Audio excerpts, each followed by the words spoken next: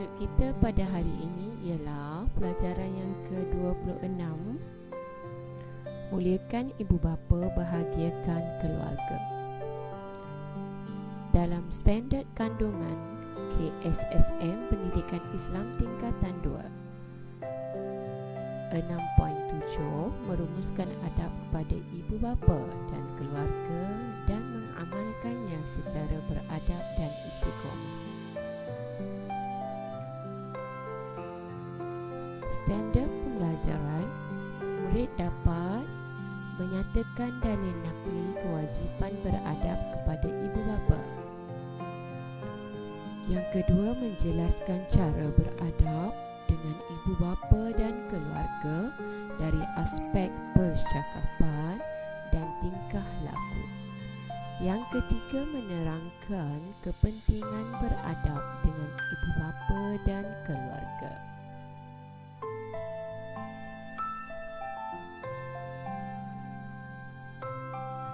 Keempat, menerangkan punca penderhakaan kepada ibu bapa. Yang kelima, menerangkan akibat tidak beradab kepada ibu bapa dan keluarga. Dan yang keenam, menghormati ibu bapa dan keluarga secara beradab dan istiqamah.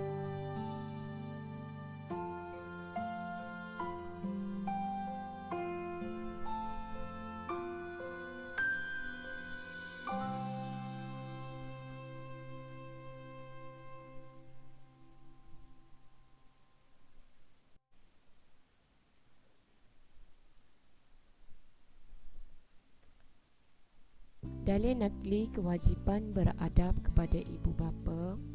Allah Subhanahu wa taala mewajibkan umat Islam supaya berbuat baik kepada kedua ibu bapa. Sebagaimana firman Allah Subhanahu wa taala dalam surah An-Nisa ayat 36 yang bermaksud, hendaklah kamu beribadat kepada Allah Subhanahu wa taala. Janganlah kamu mempersekutukan Allah Subhanahu wa taala dengan sesuatu. Hendaklah kamu berbuat baik kepada kedua ibu bapa dan kaum kerabat, anak yatim, orang miskin, jiran tetangga, yang dekat dan yang jauh, rakan sejawat, orang musafir yang terlantar dan hamba sahaya yang kamu miliki. Sesungguhnya Allah Subhanahu wa taala tidak suka kepada orang yang sombong, takbur dan membanggakan diri. Hadis daripada Abdullah bin Amru. Hadis daripada Abdullah bin Amru, Rasulullah sallallahu alaihi wasallam bersabda, ridha rabbi fi ridhal walid wa sakhatur rabbi fi sakhatil walid. At-Tirmizi. Yang bermaksud, redha Tuhan, yakni Allah Subhanahu wa taala, terletak pada redha Allah ibu bapa. Redha Tuhan, yakni Allah Subhanahu wa taala, terletak pada redha ibu bapa. Dan kemurkaan Tuhan, yakni Allah Subhanahu wa taala, terletak pada kemarahan ibu bapa.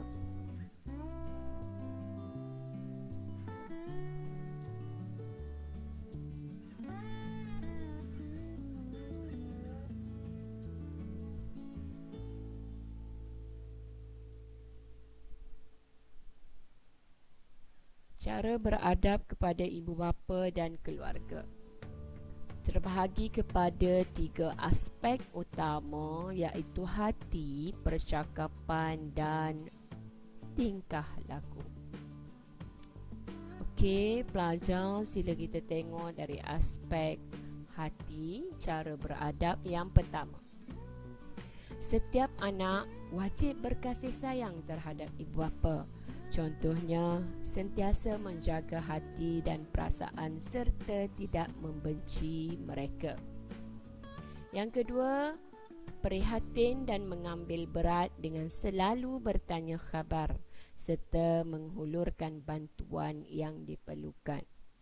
Yang ketiga, hormat menghormati antara satu sama lain dengan memupuk kasih sayang dan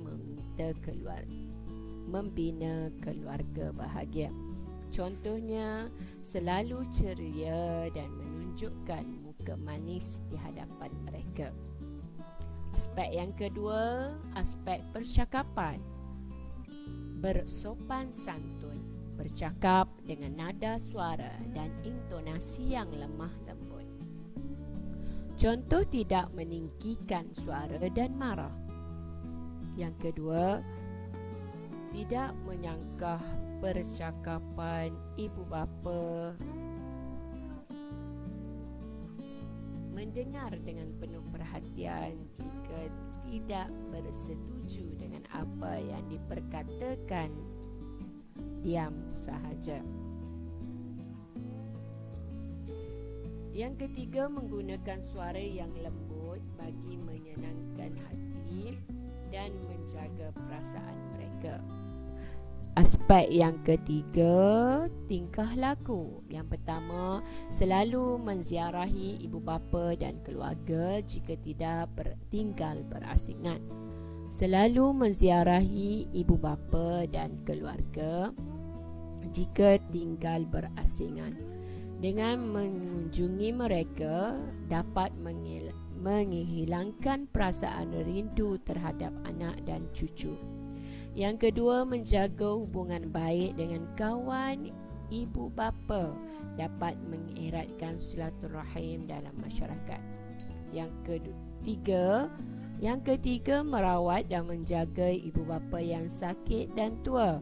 Contohnya, membawa mereka ke hospital untuk mendapat rawatan yang sepatutnya. Yang keempat, memberikan nafkah atau perbelanjaan kepada ibu bapa.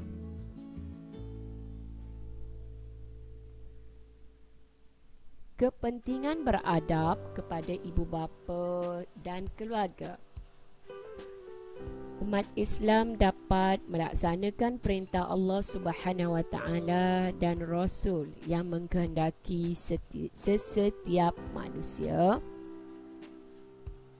melaksanakan perintah Allah Subhanahu Taala dan Rasul yang menghendaki setiap orang Islam beradab dengan ibu bapa dan keluarga.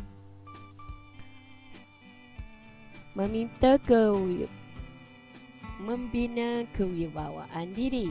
Keluarga yang bahagia dan saling berkasih sayang dapat membentuk individu yang berjaya di dunia dan di akhirat. Menjadi contoh teladan kerana setiap orang yang beradab dengan ibu bapa akan diikuti oleh orang lain. Seterusnya, membina keluarga yang bahagia kerana saling membantu.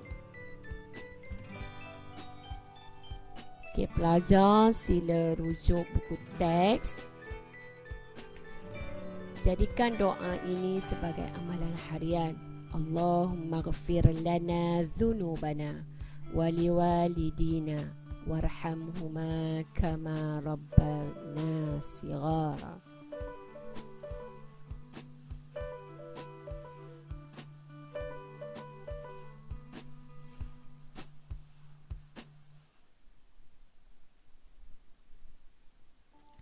Punca penderhakaan kepada ibu bapa.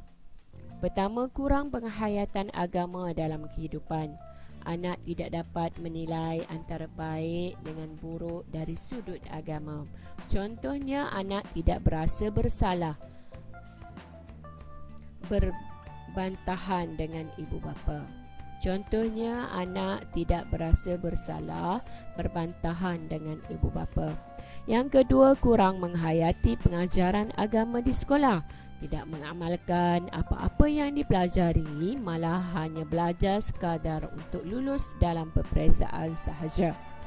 Yang ketiga, terpengaruh dengan perkelakuan rakan yang negatif. Rakan yang melakukan perkara yang tidak baik akan mempengaruhi. Rakan yang melakukan perkara yang tidak baik akan mempengaruhi kita supaya melakukan perkara yang buruk. Contohnya tidak menghormati dan tidak mendengar nasihat ibu bapa semata-mata hendak menjaga hati rakan.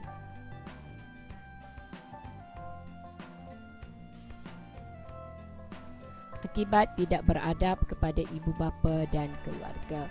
Sabda Rasulullah sallallahu alaihi wasallam sebagaimana yang diriwayatkan oleh Abdullah bin Amr, la yadkhulul jannata 'aq. Maksudnya tidak masuk syurga anak derhaka.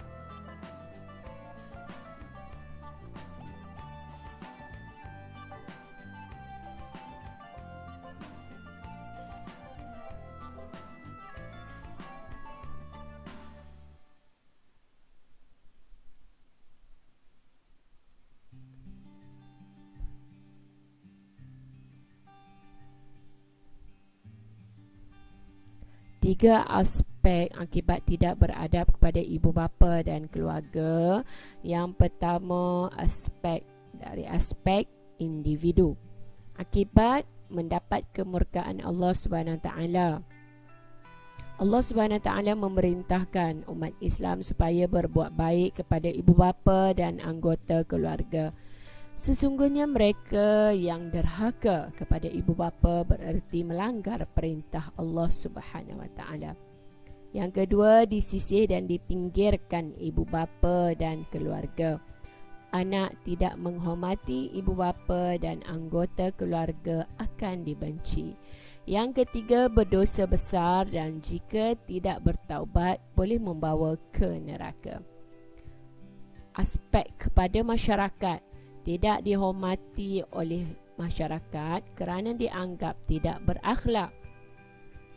Anggota keluarga berpecah dan susah untuk mendapatkan pertolongan. Yang ketiga, susah untuk mendapat kawan yang baik kerana orang yang baik tidak akan berkawan dengan kita. Mereka menjauhi diri kerana tidak mahu terpengaruh dengan orang yang tidak berakhlak. Aspek negara tidak maju kerana institusi kekeluargaan runtuh. Tidak aman dan makmur kerana rakyat tidak bersatu padu. Berlaku pelbagai gejala sosial yang menyebabkan kerajaan terpaksa membelanjakan banyak wang, tenaga dan masa untuk pemulihan akhlak.